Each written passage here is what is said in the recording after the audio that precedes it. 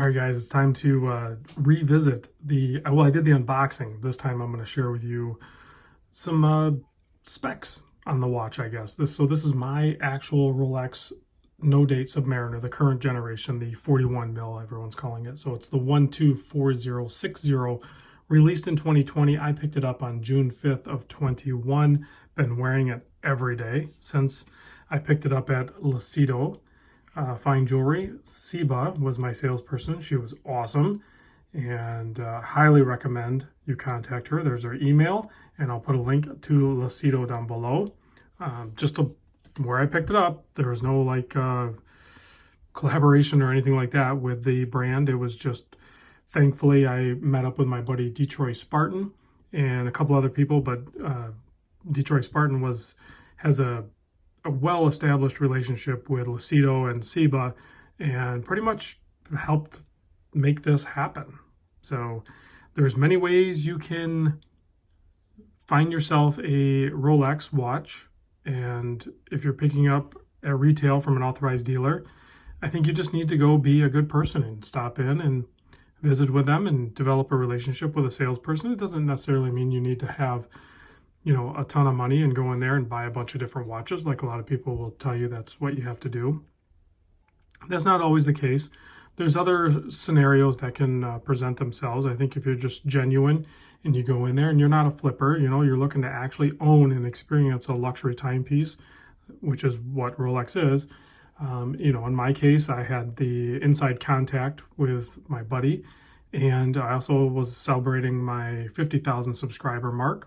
And of course, I'm gonna, plug the store and everything so you guys can check it out and everything. There's other brands they carry too. There's Tag and Tissot and Seiko and on. There's gonna be more videos coming of the watches that Lucido carries. So thankfully, I'm making these contacts, right? So let's get to the watch though. Let's talk about the watch. So we're looking at a 41 millimeter, but really, if you measure at the bezel, it's like 40.6 millimeter. Now, I was able to capture a measurement, and it's almost like measuring a television, diagonally, and that's how they actually end up with like 80-inch TVs and stuff. So if you measure from like the 40 to the 10, it is 41 millimeter.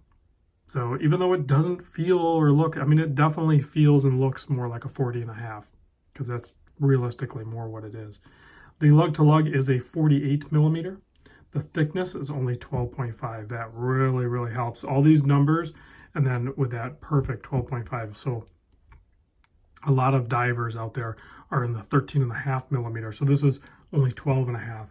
That 1 millimeter to the thinness of it, and then the thinner case, the mid case of this thing, just makes it perfection on wrist. 100% perfection. 21 millimeter lug width here. This bracelet tapers down to 16.5 millimeter. About 19 millimeter at the clasp for width.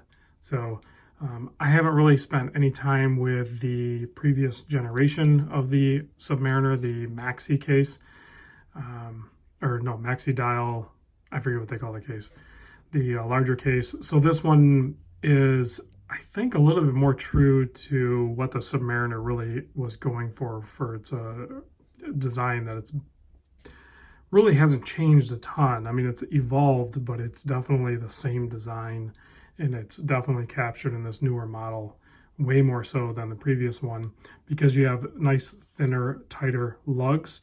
So this distance here is closer, but then you also have the wider bracelet end link here, which also makes the lugs look more narrow. So very good, clean design. And the crown is about a 7 millimeter crown, screw down crown, triple lock, all that good stuff. It's 300 meter water depth rating, 120 click bezel.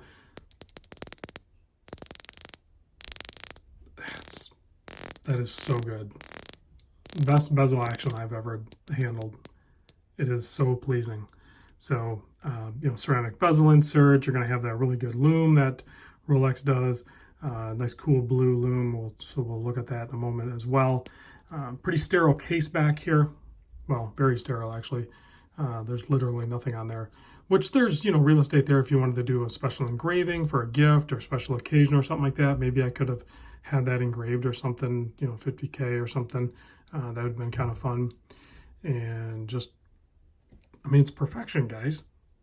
There's a reason why everybody wants these. It's not just because they've kind of turned into a commodity or a sign of luxury or anything like that. It's actually, they're wonderful watches. They're great watches.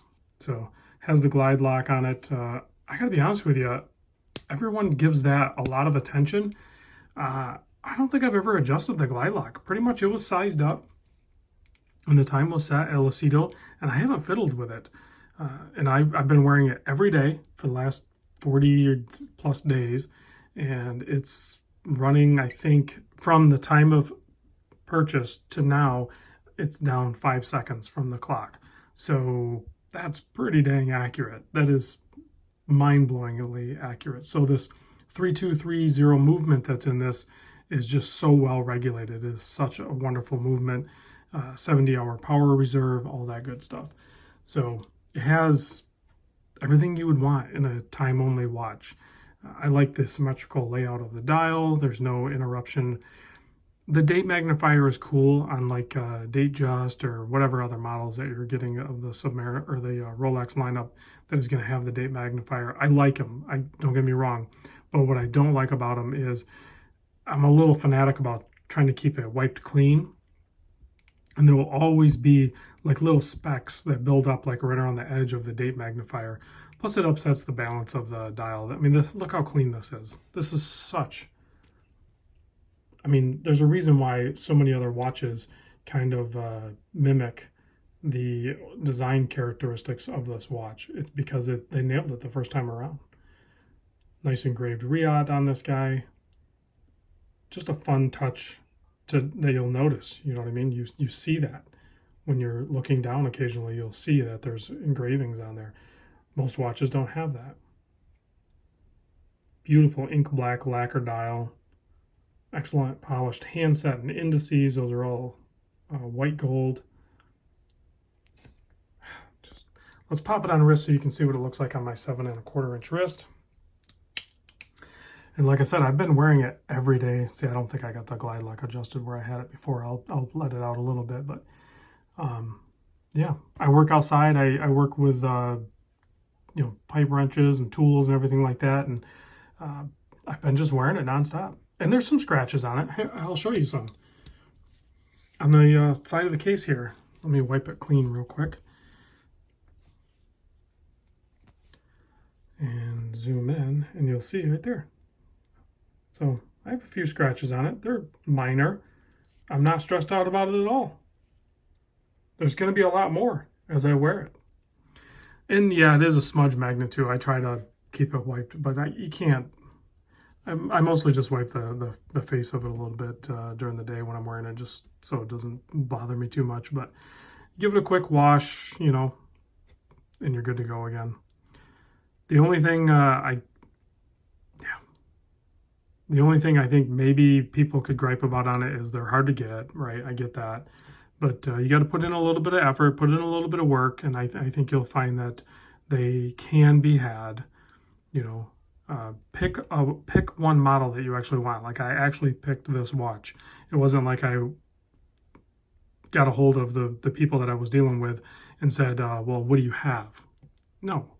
I said I wanted the no-date Submariner. I wanted the current no-date Submariner. And, you know, you stay focused on that and make it happen. So retail price on it is $8,100 plus whatever sales tax. You're going to have to pick it up in your AD or wherever you're traveling. You're going to want to pick it up at the authorized dealer. They won't be mailing these or anything like that. And then, you know, for fun, where did I hear this? Somebody, I wish I could give credit to who I heard this from, but cost per wear. Cost per wear. You guys ever think about that? So $8,100, 40 days, I've been wearing it every day. That's $202.50 every day I've been wearing this is what it's cost me to wear this. Now, this one is a little different because we all know that to buy a Rolex at retail, they're automatically worth more than that on the secondary market, right? So it's a little hard to factor all that in, but forget about that because I don't really even care what it's, I mean, I care what it's worth. That's part of the allure, but I only care what it's worth because it makes me feel better about my purchase. But I have zero intention of ever getting rid of this watch. So I think it's kind of fun to break it down, cost per wear. So 8,100, if I wear this thing for a whole year, which is likely to happen, 365 days, it would cost me $22.19 to wear this. $22.19 per day to wear this. It's still a lot of money. I'm not saying it's not, but when you break it down like that, and the longer you wear it, the cost of ownership actually goes down. So it's a fun way to justify some watch purchases, I think, if you can actually apply that, though, actually wear it like I am. All right, let's kill the lights and check the Lume. If you guys are in Michigan or within driving distance to Birmingham or one of the other 2 locations at Lucido's, give them a call, go take a visit. Their Sterling Heights store has even more watches. If you're looking for other brands other than like Rolex or whatever, if you're looking at like Tissot or Seiko, their Seiko collection there is crazy. And if you go to that one, ask for John. He's like the resident watch guru there. You'll end up dealing with a salesperson, but John is going to be the guy you're going to want to actually talk to if you're going to geek out on watches. All right, guys, thanks for watching, and I'll catch you on the next vid. If you have any questions on this watch or my experience or my purchase or anything like that, feel free to ask it down in the comments below. I'll try to address it. This watch isn't going anywhere, so I can do some follow-up videos on it. I'll see you on the next vid.